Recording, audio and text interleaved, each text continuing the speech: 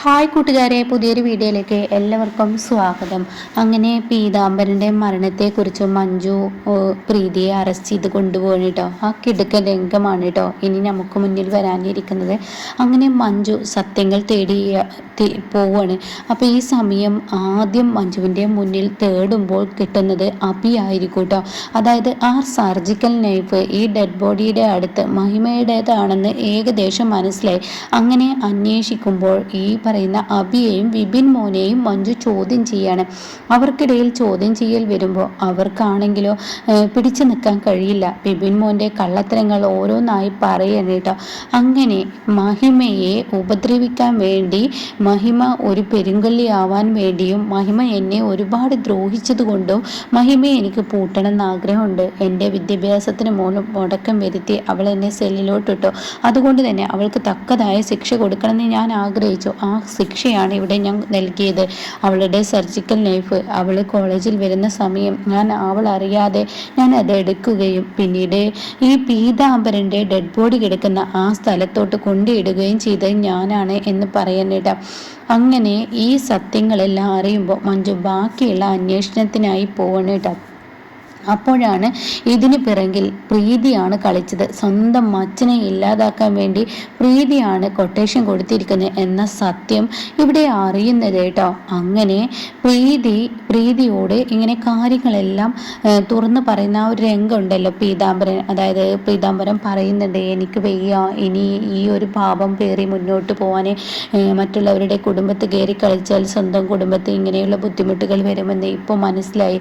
ഞാൻ ആ മഞ്ജു കുടുംബത്തിൽ കയറി കളിച്ചു, അതിനുള്ള ശിക്ഷയാണ് ഇപ്പോൾ നീ ചെയ്തത്. നമ്മുടെ സ്വന്തം കുഞ്ഞിനെ അവനെ നീ ഇല്ലാതാക്കി. നിന്റെ വയറ്റിൽ കിടക്കുന്ന കുഞ്ഞിനെ നീ ഇല്ലാതാക്കി. എന്തിനു വേണ്ടിയാണ് മോളെ ഈ പാപമൊക്കെ ചെയ്തു കൊടുത്തത്? അങ്ങനെ ഒരിക്കലും ചെയ്യാൻ പാടില്ലായിരുന്നു.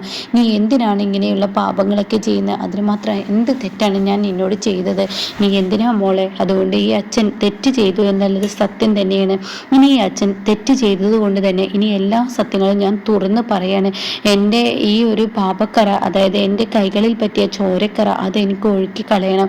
ഞാനാണ് ഗോപാൽജിയുടെ കൂടെ ഇങ്ങനെ കൊല്ലാൻ വേണ്ടി ഒപ്പം നിന്നതെന്നും അതുപോലെ തന്നെ ഗിരിയുടെ അച്ഛൻ്റെ മരണത്തെക്കുറിച്ചും മഞ്ജുവിനോട് എല്ലാം തുറന്നു പറയാൻ പോവാണെന്ന് പറയുന്നുട്ടോ. ഇതങ്ങ് കേൾക്കുമ്പോൾ പ്രീതിക്ക് ഇഷ്ടപ്പെടില്ല കേട്ടോ. കാരണം തനിക്ക് വഴിതടസ്സമായി തൻ്റെ മുന്നിലോട്ട് വരുന്നത് അച്ഛൻ തന്നെയാണ്. തൻ്റെ ഈ കടുത്ത പ്രണയം, ഈ ഗിരിയോടുള്ള പ്രണയം കേട്ടോ, അതിന് തടസ്സമായി നിന്നത് പീതാംബരനാണ്.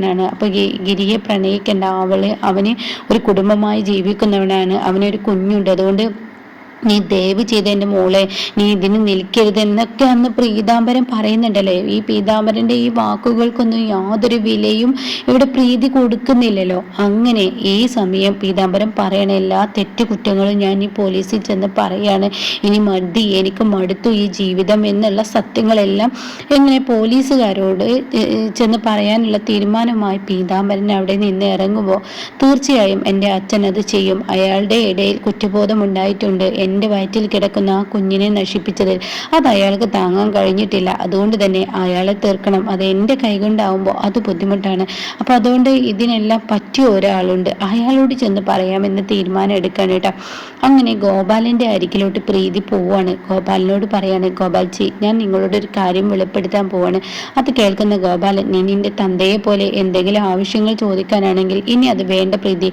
അത് കേട്ടോടെ തന്നെ, അയ്യോ എനിക്ക് ചോദിക്കാനുള്ള ഇങ്ങനെ വളച്ചു കിട്ടുന്ന ആവശ്യമൊന്നും എനിക്കില്ല. ഇത് നിങ്ങളെ രക്ഷിക്കാനുള്ള ഒരു കാര്യമാണ്. എൻ്റെ അച്ഛന് ഇപ്പോൾ കുറ്റബോധം. ഈ ചെയ്തതെല്ലാം തെറ്റായി പോയി. ഇവിടെ മഞ്ജു നിരപരാധിയാണെന്നും മഞ്ജുവിൻ്റെ അച്ഛൻ നിരപരാധിയാണെന്നും എല്ലാ തെറ്റുകളും ചെയ്തിരിക്കുന്നത് എൻ്റെ അച്ഛനാണെന്നും എന്നൊക്കെ വരുത്തി തീർക്കാനുള്ള എൻ്റെ അച്ഛൻ പറയാനുള്ള ആ ഒരു തീരുമാനമാണ് എന്നുള്ള സത്യങ്ങൾ അങ്ങ് വെളിപ്പെടുത്തണം കേട്ടോ. ഇതങ്ങ് കേൾക്കുമ്പോൾ ഗോപാലൻ ചോദിക്കുകയാണ്, അത് എന്താ നീ പറയുന്നത്? അതെ, പോലീസ് സ്റ്റേഷനിൽ ഇക്കാര്യങ്ങളൊക്കെ പറയാൻ എൻ്റെ അച്ഛൻ ഇറങ്ങി പുറപ്പെട്ടിട്ടുണ്ട്. അത് കേൾക്കുന്ന സഞ്ജു പറയാണ്, സ്വന്തം അച്ഛനെ കുരുതിക്ക് കൊടുക്കുന്ന ഇവൾ എന്തിനെന്ന് ചോദിച്ചോടെ തന്നെ പ്രീതി പറയണം, എൻ്റെ അച്ഛനെ കൊല്ലണമെന്ന് ഞാൻ ആവശ്യപ്പെടില്ല. പക്ഷേ അതിന് എന്താണ് വഴിയെങ്കിൽ അത് ചെയ്യുക. പക്ഷേ എൻ്റെ അച്ഛന് ഇനി ഒരു മാറ്റം ഉണ്ടാവുമെന്ന് ഞാൻ നിങ്ങളോട് പറയില്ല. കൊന്നാലും എനിക്ക് കുഴപ്പമില്ല, കൊന്നില്ലെങ്കിൽ എനിക്ക് കുഴപ്പമില്ല. പക്ഷെ ഒരിക്കലും അങ്ങേര് ഇനി ഭൂമിയിൽ മറ്റുള്ളവരെ കാണാനുള്ള ഒരു ഇടയുണ്ടാക്കരുത്. അതിന് നിങ്ങൾക്ക് എന്താ വഴി വെച്ച് ചെയ്തോളൂ. അല്ലെങ്കിൽ അച്ഛൻ എല്ലാ സത്യങ്ങളും മഞ്ജുവിനോട് തുറന്നു പറഞ്ഞു കഴിഞ്ഞാൽ തീർച്ചയായും ഗിരിയേട്ടൻ പിന്നീട് നിങ്ങളെ തകർക്കുന്ന ആ ഒരു രംഗമായിരിക്കും. സ്വന്തം അച്ഛനെ കൊന്ന കൊലയാളിയുടെ കൂടെ തന്നെയാണ് താനിവിടെ നിൽക്കുന്നതെന്നും അതുപോലെ തന്നെ ഇവിടെ ഗിരി പാവമാണെന്നും ഗോപാലനാണ് കൊന്നിരിക്കുന്നതെന്നും തെളിവ് പറയാൻ, സാക്ഷി പറയാൻ ഞാനുണ്ടെന്നും എന്നുള്ള സത്യങ്ങളൊക്കെ പറയാൻ പോവുകയാണെന്ന് പറഞ്ഞിട്ടാണ് പോയതെന്ന് പറയട്ടോ. ഇത് കേൾക്കുന്നതിനോടുകൂടി ഗോപാലൻ ആകെ ഞെട്ടിപ്പോകണം. പിന്നീട് ഗോപാലൻ ഒരു തീരുമാനം എടുക്കണം. തീർച്ചയായും അയാളെ ഇല്ലാതാക്കുക തന്നെ വേണം എന്നുള്ള തീരുമാനം എടുക്കണം. അപ്പോൾ സഞ്ജയ് പറയുന്നുണ്ട്, അച്ഛാ അവളൊരു വൃത്തികെട്ടവളാണ്. സ്വന്തം അച്ഛനെ ആരെങ്കിലും കൊലക്ക് കൊടുക്കുമ്പോൾ അവളുടെ സംസാരത്തിൽ കൊല്ലാനാണ് പറയുന്നത്. അച്ഛൻ അത് ചെയ്താൽ തീർച്ചയായും അച്ഛൻ്റെ പേരിലായിരിക്കും പ്രശ്നം വരിക എന്ന് പറയുന്നുണ്ട് കേട്ടോ. അപ്പോൾ ഗോപാലൻ പറയണേ, ഇനിയിപ്പോൾ അഥവാ ഇന്നല്ലെങ്കിൽ നാളെ പിടിക്കപ്പെടുകയാണെങ്കിൽ ഇതെല്ലാം ചെയ്തത് അവളാണെന്ന് വരുത്തി തീർക്കാനുള്ള വഴിയൊക്കെ എന്നിലുണ്ട്, അതുകൊണ്ട് പേടിക്കേണ്ടതില്ല എന്നും ഇങ്ങനെ സഞ്ജയോട് ഗോപാലൻ പറയണം കേട്ടോ. പിന്നീട് ഇതേപോലെ തന്നെ പീതാംബരൻ എവിടെയുണ്ടെന്ന് ഇവർ കണ്ടെത്താണ്. പീതാംബരൻ പോലീസ് സ്റ്റേഷനിലോട്ട് പോകുന്ന വഴിയായിരിക്കും സഞ്ജയുടെയും ഗോപാലിൻ്റെയും കൺമുന്നിൽ കണ്ടുമുട്ടുന്നത്. ആ സമയം തന്നെ ഇങ്ങനെ കാര്യങ്ങളൊക്കെ ചെയ്യാനായി എത്താണ്, പീതാംബരൻ്റെ മുന്നിൽ എത്താണ്. പീതാംബരനോട് കാര്യങ്ങൾ പറയണം. പീതാംബരൻ, നീ എന്താ കുറ്റസമ്മതം പറയാൻ വേണ്ടി പോലീസ് സ്റ്റേഷനിലോട്ട് പോവാണോ? അതെ ഗോപാൽജി, ഇനി വയ്യ, ഈ ഭാരങ്ങളെല്ലാം മനസ്സിൽ പേറി നടക്കാൻ എന്നെക്കൊണ്ട് കഴിയില്ല. ഞാൻ ചെയ്ത പാപത്തിൻ്റെ ശിക്ഷയാണ് ഇപ്പം എൻ്റെ മോൾ എനിക്ക് തന്നുകൊണ്ടിരിക്കുന്നത്.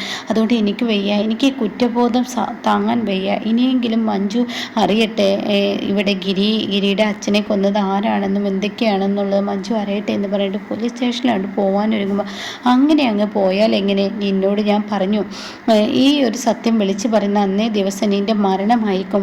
അപ്പോൾ ഉടൻ തന്നെ പീതാംബരൻ പറയണേ, എന്നെ നിങ്ങളൊന്ന് വെറുതെ വിടും, ഞാനൊന്ന് പോട്ടെ, എന്നോട് കളിക്കാൻ നിങ്ങൾ നിൽക്കണ്ടേ, പീതാംബരന് അത്യാവശ്യം ഗുണ്ടാവണിയൊക്കെ അറിയാട്ടോ എന്ന് പറഞ്ഞ് പീതാംബരൻ അങ്ങ് കയ്യോങ്ങാൻ ഒരുങ്ങുമ്പോഴേക്കും അവിടോട്ട് അഭിനും വിപിനും വെത്താണ് കേട്ടോ. അപ്പോഴേക്കും ഗോപാലനോട് പറയുന്നുണ്ട്, ദേ ആ കഴുത്തിന് സൈഡിലായിട്ട് ഒരു ഞരമ്പുണ്ട്, ആ ഞരമ്പിൽ കറക്റ്റായിട്ടുണ്ട് കട്ട് ചെയ്ത് കഴിഞ്ഞാൽ പിന്നീട് നമുക്ക് എന്തായാലും വേറൊരാളാണ് ഈ തെറ്റുകൾ ചെയ്തിരിക്കുന്നതെന്ന് വരുത്തി തീർക്കാം.